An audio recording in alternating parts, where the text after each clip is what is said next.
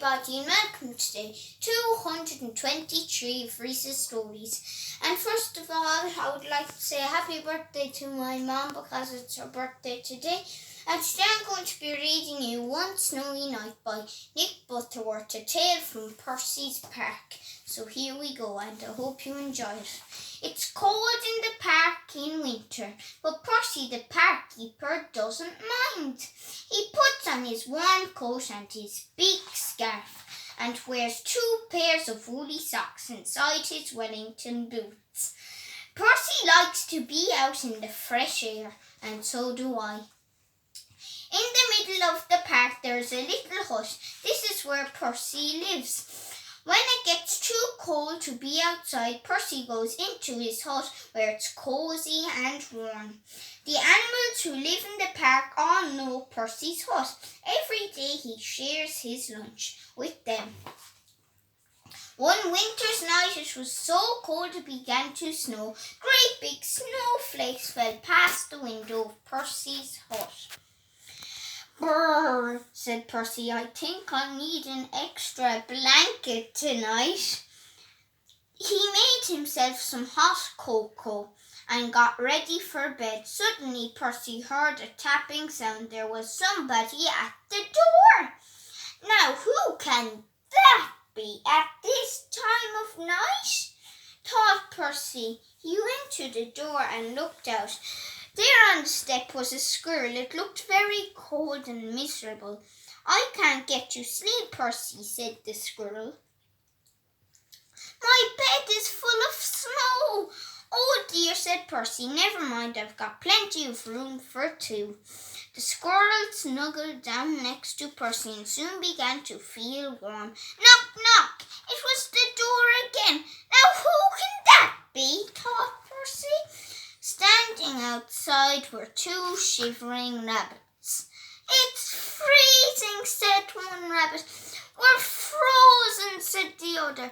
"You poor things," said Percy. "Come in and warm up." The rabbit squeezed into the bed next to Percy and the squirrel. There wasn't much room. "Could you face the other way?" Percy asked the squirrel. "Your tail is tickling my nose." Knock, knock. "Oh dear," said Percy. "Now there's someone else at the door." It was a fox. He looked very cold and hungry.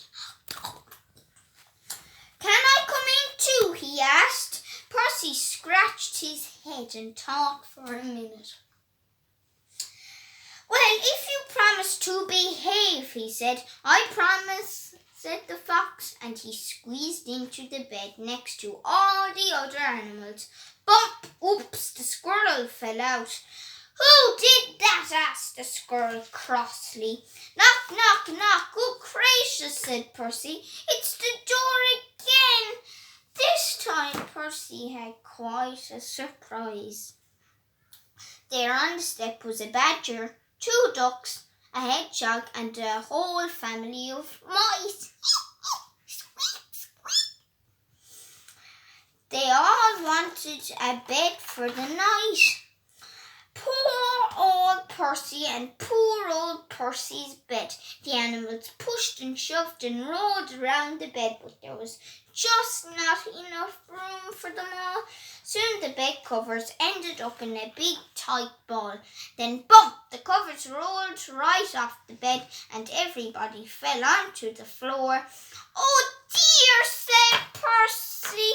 "This won't do at all. My bed is just too small." Suddenly one of the mice pricked up his ears. "What's that noise?" he squeaked.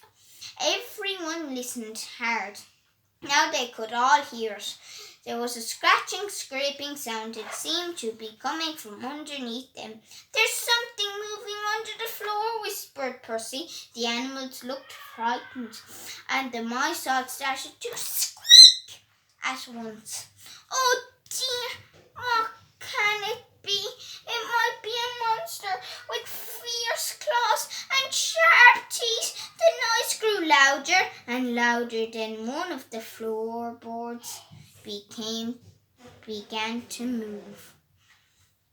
Look out, it's coming up through the floor. Suddenly there was a loud creak.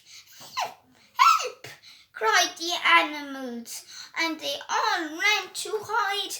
But Percy wasn't frightened. He started to chuckle. Then he laughed out loud. A small dark head was sticking up through the floorboards. This isn't a monster, said Percy. It's a mole. I'm sorry to burst in like this, said the mole. I knocked on the door, but nobody heard me. Percy helped the mole up through the hole in the floor, sat him on his hot water bottle to get warm, and put the floorboard back. It's all right, everyone, he called. You can come out now. But nobody moved, nobody stirred, nobody wanted to come out.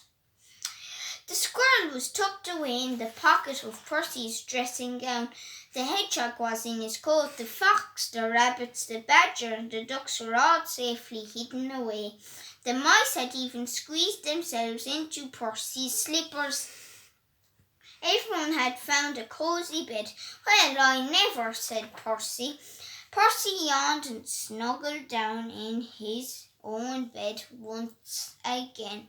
That's better. Now I've got plenty of room, he said, and a little to spare for a mole.